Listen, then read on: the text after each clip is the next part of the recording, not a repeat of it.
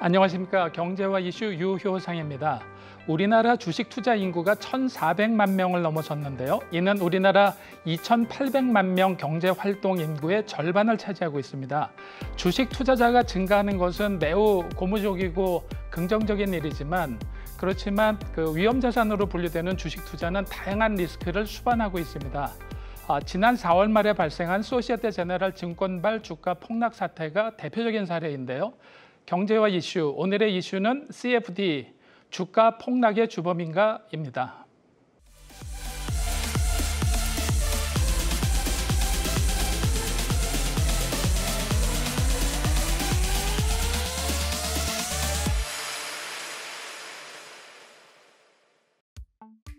(2023년 4월 24일) SG증권발 무더기 하한가 사태 발생.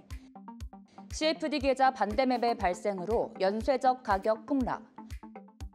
4월 28일 검찰과 금융당국 합동수사팀 구성. 5월 29일 금융당국 CFD 제도 보완 방안 발표. 6월 12일 CFD 서비스 13개 전 증권사 신규 거래 중단. 안녕하세요. 경제와 이슈 최은강입니다.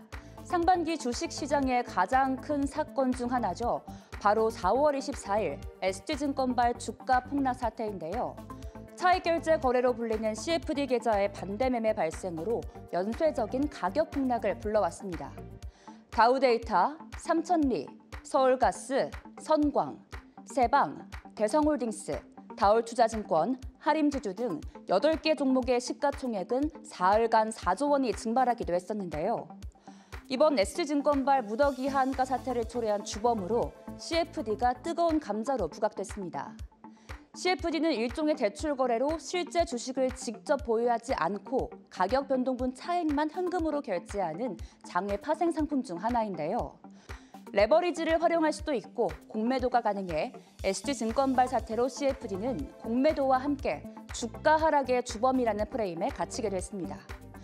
금융당국은 CFD의 위험성이 도마 위에 오르자 CFD 계좌의 전수조사에 나섰고 지난 5월 말에는 제도 보완 방안을 발표했는데요. CFD 상품을 취급했던 13개 증권사도 현재 모두 신규 거래를 중단한 상태입니다. 순식간에 증권사의 신사업에서 골칫거리로 전락한 CFD 상품.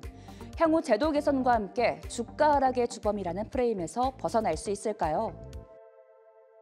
CFD, 주가 폭락의 주범인가라는 주제로 깊이 있는 이야기를 나눌 국내 최고의 전문가를 모셨습니다. 자본시장연구원 황세훈 박사님 함께합니다. 안녕하세요. 네, 안녕하세요. 반갑습니다. 네, 반갑습니다.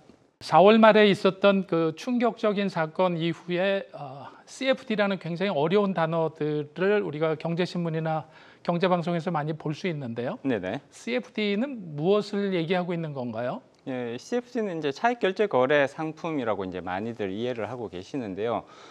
증권사에 신청을 하게 되면 본인, 그러니까 투자자 본인의 명의로 주식을 매입하는 것이 아니라 증권사의 명의로 주식 매입이 이루어집니다. 그리고 이 주식 매입 과정에서 레버리지, 다시 말해서 돈을 빌려서 추가로 주식 매입 포지션을 늘리는 거래가 수반되는 그런 특성을 가지고 있습니다. 예를 들어서 100만 원을 가지고 투자자가 CFD 거래를 신청을 했다면 100만 원에 대해서 2.5배까지, 다시 말해서 총 250만 원어치까지 주식을 살 수 있는 그런 방식으로 거래가 이루어지고요. 모든 거래는 증권사에 의해서 수행이 됩니다. 증권사가 투자자의 명의로 주식을 구매하는 것이 아니라 자기 명의로, 증권사의 명의로 주식을 매입을 하게 되는 거고요. 물론 거기서부터 발생하는 주가 차익이라든지 또는 주가 손실에 대해서는 100% 투자자들에게 전가가 되고요. 증권사들은 사실상 아무런 위험을 떠안지 않습니다. 증권사들은 이러한 서비스를 제공해 주는 대가로 투자자로부터 일정 수준의 수수료를 수취를 하게 되고요. 여기에 또 한 가지 이제 수익을 기대해 볼 수 있는 것이 보통 이게 레버리지 거래, 다시 말해서 돈을 빌려서 주식을 사는 거래가 여기 수반되어 있기 때문에 누군가는 증권사는 돈을 투자자에게 빌려줘야 되는 거잖아요. 그러면 증권사가 투자자에게 돈을 빌려주는 이 역할까지 가져가게 되는 거거든요. 그렇기 때문에 증권사는 서비스에 대한 대가로 수수료를 수취함과 동시에 돈을 빌려주는 부분에 대해서는 이자 수수료, 이자 수익을 또다시 발생시킬 수가 있는 것이죠. 따라서 이 두 가지 거래가 한꺼번에 이루어진다라는 특성을 가지고 있습니다. 네, 지금 시청자분들께서 이해하기가 좀 어려우셨을 것 같은데요. 짧은 시간 내에 압축시켜서 말씀을 해주셨는데 이걸 조금 정리를 좀 해보도록 하겠습니다. 지금 CFD라고 하면은 그 장외 파생금융 상품의 일종이다 이렇게 알려져 있는데요. 네네. 보통 그 파생금융 상품은 어떤 종류가 있고 장외, 장내는 어떻게 나누나요? 네, 일단 파생 상품에 대한 특성을 조금 이해를 하셔야 될 것 같고요. 우리가 보통 흔히 금융투자 상품이라는 얘기를 많이 하잖아요. 네. 금융투자 상품에서 파생 상품은 당연히 포함이 됩니다. 근데 일반적인 주식이나 채권 같은 경우에는 예를 들어서 내가 100만 원이라는 금액을 투자했을 때 최대로 내가 손실을 볼 수 있는 부분은 100만 원까지거든요. 원본 손실까지만 가능하다라는 특성을 가지고 있습니다. 여기에 대조적으로 파생 상품은 원본뿐만이 아니라 원본을 초과하는 손실까지도 가능하다는 특성을 가지고 있거든요. 네. 원본 손실까지만 가능한 것이 일반적인 금융투자 상품이고요.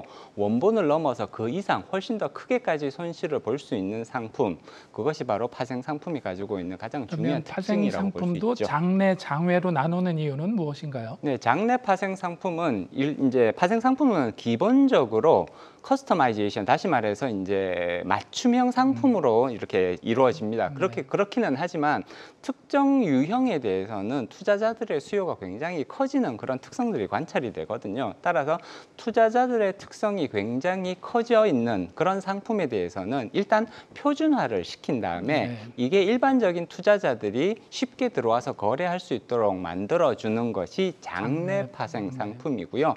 나머지 장외 파생 상품은 이렇게 표준화를 시키는 것이 사실상 쉽지 않거나 또는 일반 투자자들이 여기에 접근하는 것을 허용하는 게 반드시 바람직하지 않을 수 있거든요. 굉장히 위험한 상품일 수 있잖아요. 소위 이제 전문가들만 그렇습니다. 전문가들만 하는 것이 오히려 적당하다고 판단되는 그런 상품에 대해서는 이러한 이제 장내에 등록을 해서 모든 투자자들이 여기에 접근할 수 있도록 만드는 것이 아니라 장외 파생 상품으로 분리를 해서 특정한 요건을 갖춘 또는 경험을 갖춘 그런 투자자들만 접근할 수 있도록 만들어준 것, 이것이 바로 장외 파생 상품이라고 볼 수 있죠. 그러면 CFD는 지금 장외 그 파생 금융 상품 중에서도 TRS의 일종이다. TRS가 좀 포괄적인 개념이라 그러면은 그 CFD는 TRS보다 좀 작은 개념이다라고 하는데 TRS는 어떤 개념을 얘기하나요? 네, TRS 상품은 장외 파생 상품 중에서 가장 널리 활용되고 있는 상품 중에 하나라고 볼 수가 있습니다. 그 이제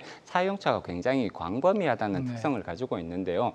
TRS는 총수익 스왑이라고 이제 우리말로 번역을 하게 되는데 두 가지 종류의 상품에서 발생하는 수익을 서로 교환하는 형태로 스왑이라면 바꾸는 거죠. 스왑이라는 것은 교환한다라는 그런 의미를 가지고 있잖아요. 예를 들어서 이자 지급 유형의 상품이 있고 주식에서 발생하는 그런 이제 유형의 상품을 비교를 해볼 수가 있습니다. 이자는 예를 들어 채권 상품 같은 경우에는 이자가 정기적으로 꼬박꼬박 지급되는 상품이고요. 주식 같은 경우에는 가격 변동으로부터 오는 수익 또는 손실이 발생, 여기에 배당금의 지급 같은 것들이 이루어지잖아요. 그래서 이 두 가지 서로 다른 유형의 수익 구조를 교환하는 상품, 이것이 TRS가 가지고 있는 가장 근본적인 형태인데, 그러면 왜 이런 수익을 교환할 필요성이 있느냐, 이런 상품이 도대체 왜 만들어졌냐를 좀 생각해 볼 필요성이 있는 거죠. 예를 들어서 어떤 채권에 투자를 해서 이자 수익을 받고 있는 그런 투자자가 있을 수 있는데, 이제 지금 당장 내가 이자 수익을 가지고는 있습니다만 주식 시장이 갑자기 굉장히 조금 밝게 보일 수가 있잖아요. 그렇기는 하지만 내가 여러 가지 다른 사정으로 인해서 현재의 채권 포지션을 변경하기는 어려운 그런 투자자라면, 그러면 일시적으로 내가 채권 시장에서 발생하는 이익을 너에게 넘겨줄 테니 대신에 내가 주문하는 주식 상품에서 발생하는 그런 수익을 나에게 막교환하자. 이런 이제 투자 수요가 네. 충분히 발생할 수 있거든요. 그리고 또 한 가지 중요한 부분은 리스크 관리 차원에서도 이러한 거래가 반드시 필요한 투자자 계층, 주로는 기관 투자자들이겠죠. 네. 그런 이제 투자자 계층들이 있을 수 있기 때문에 그런 수익의 발생 형태, 이자 수익 또는 배당금 수익 또는 다른 여러 가지 종류의 그 양도 수익 같은 그런 형태로 수익의 구조를 바꾸고 싶어하는 투자자들이 시장에서는 항상 존재할 수밖에 없는 것이고요. 이러한 수익 형태를 바꾸고자 하는 투자자들을 위해서 발생하게 된 태어나게 된 제품, 상품이 바로 이 이제 총수익 스왑이라고 볼 수 있습니다. 그런데 보통 일반적으로 파생금융 상품이 탄생하게 된 배경에는 그 리스크 해지용이 굉장히 큰 목적을 차지하고 있다 이렇게 얘기를 하는데 지금 그 TRS 같은 경우에도 지금 말씀하신 대로 포지션을 갑자기 바꾼다든가 여러 가지 이유 때문에 이 상품이 필요하기는 할 것 같은데요. 국내에서 보면은 재벌 기업들이 이 TRS를 활용해서 약간 좀 편법으로 그 지배 구조를 유지하기 위해서 한다든가 최근에 대법원 판례도 있어서 뭐 그룹에서도 굉장히 큰 금액을 물어주고 그랬었는데 네네. 그러면 이렇게 TRS나 이런 그 장외 파생금융 상품이 이렇게 악용되는 사례라고 그럴까 약간 좀 안 좋은 쪽으로 편법으로 적용되는 사례도 많이 있나요? 일단은 대부분의 거래들은 정상적인 거래라고 평가를 해볼 수가 있습니다. 물론 그중에는 TRS가 가지고 있는 그런 상품 특성을 악용을 해서 법이 허용하지 않는 다시 말해서 법을 우회한다든지 규제를 우회하려는 목적으로 사용하는 투자자들이 일부 나타날 수 있는 것은 사실이거든요. 따라서 이런 부분들에 있어서는 사실 사후적인 처벌을 통해서 이러한 불법적인 이제 우회 노력, 규제 회피 노력들을 이제 제거하려는 내지는 차단하려는 그런 방식으로 규제가 이루어지고 있다고 볼 수가 있는 거고요. 네, 그런 측면에서 보면은 지금 소시에테 제네럴 증권발 그 주가 폭락 사태라는 것도 CFD가 주범이다 이런 얘기들을 언론에서 많이 얘기를 하고 있는데 파생금융 상품 자체는 죄가 없는 것 같은데 조금 전에 말씀 주신 대로요. 이거를 좀 악용하는 사례, 현물 시장하고 이 그 파생금융 상품을 연동시킨 대로 불법 사례 같은 것들이나 약간 불공정한 이런 이슈를 만들어내는 것 같은데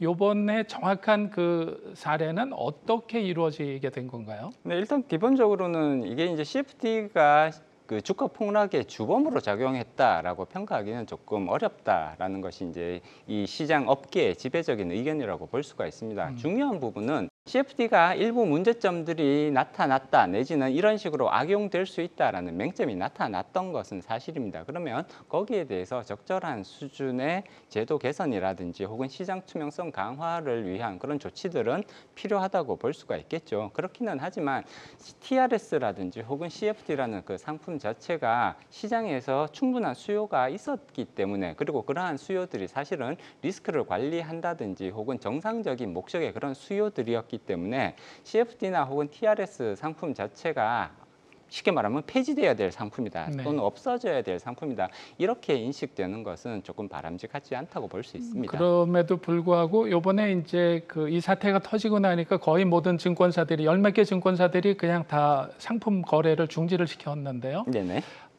근데 제 기억으로는 2021년도에 미국의 빌황 사태가 터진 뭐 이번 우리나라 사건하고 거의 비슷한데요. 네네. 터진 다음에 그 2022년도부터 그 조금 CFD에 관련된 거를 좀 투명하게 하겠다라고 2021년 말에 정부가 한번 발표를 했었는데 네네. 그게 개선이 안 됐었던 것 같은데 그 이유는 뭔가요? 2021년에 발생했던 그 아케고스 사태에 있어서는 CFD나 혹은 TRS가 활용되었던 측면은 있습니다. 그렇지만 이번 이제 SG증권발 주가 폭락 사태와는 그 결이 상당히 다르다라고 평가를 해야 될 것 같고요. 이번 SG증권발 주가 폭락 사태에서는 CFD를 악용을 해서 주가 조작을 시도한 것이 아니냐라는 그런 이제 지금 의심을 받고 있는 거잖아요.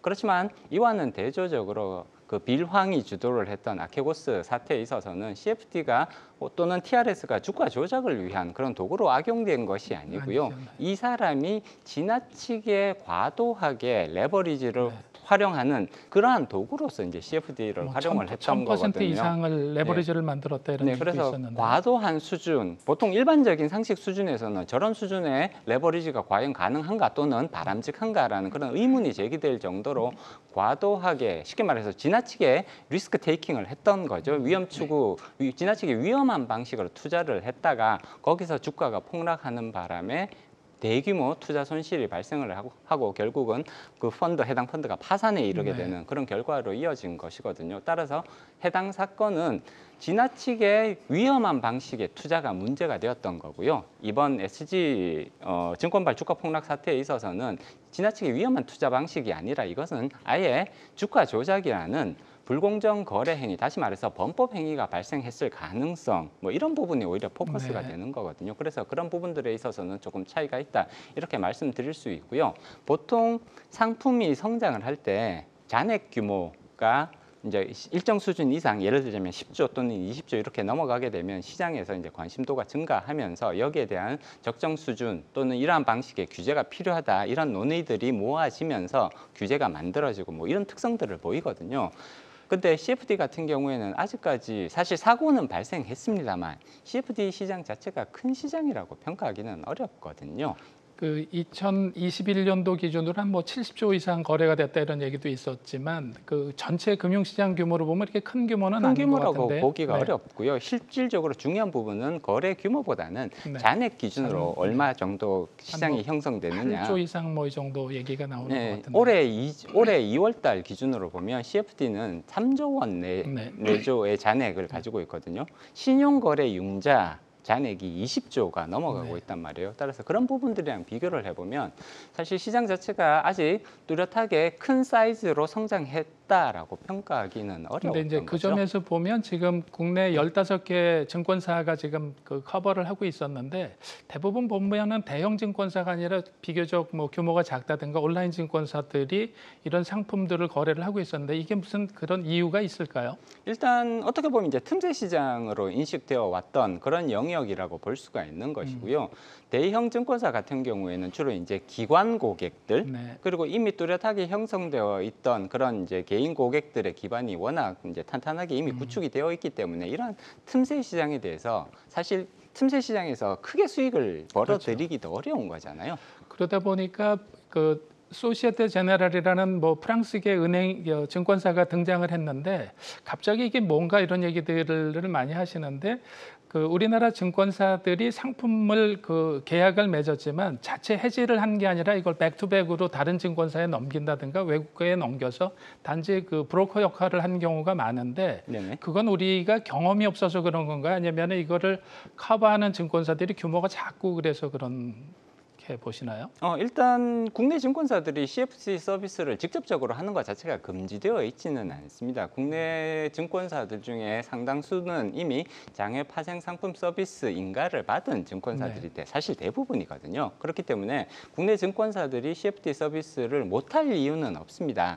다만 이런 CFD 서비스 같은 경우도 어떻게 보면 좀 규모의 경제가 필요한 영역이라고 볼 수가 있거든요. 그래서 이런 주문들을 이렇게 작은 주문들 중소형 증권사들로부터 이제 접수되는 그런 CFD 계약건을 자체적으로 처리를 하게 되면 여기에 처리 비용이라든지 그런 것들이 상대적으로 더 높게 형성될 수밖에 없거든요. 오히려 이런 것들을 한 기관으로 모아서 쉽게 말하면 규모의 경제를 달성을 해주면 거기에 관련된 관리 비용이라든지 그 이제 서비스 비용들이 사실 상당히 낮아질 수 있거든요. 그러다 보니까 쉽게 말해서 도매 시장에서 SG증권이 여기에 대한 서비스를 제공을 했고 우리나라 증권사들이 SG증권이 제공하는 그런 서비스들을 받아다가 판매사, 소매 판매의 역할을 담당하는 이러한 방식으로 서비스가 발전해 왔던 것 같습니다. 그래서 일부 언론이나 이런 데서는 그 SG증권 자체가 무슨 일을 저지른 거로 얘기가 나오는데 그거는 전혀 그렇지는 않습니다. CFD에 대한 구조를 잘 모르시는 분들이 얘기할 수 있는 이런 거죠.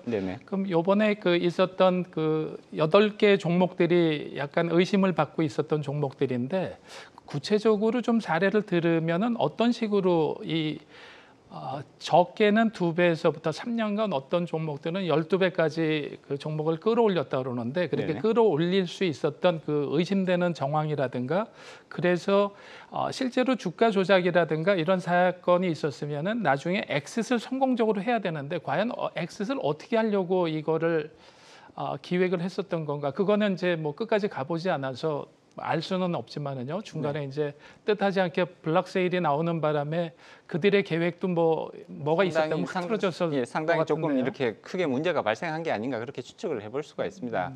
물론 이제 이 자세한 내막 같은 경우에는 이제 검찰 조사가 이루어진 이후에 공개될 수밖에 없다. 따라서 현재로서는 어떠한 방식으로 이루어지지 않았을까 추측할 수밖에 없는 그런 이제 상황이라고 봐야 되는 거고요.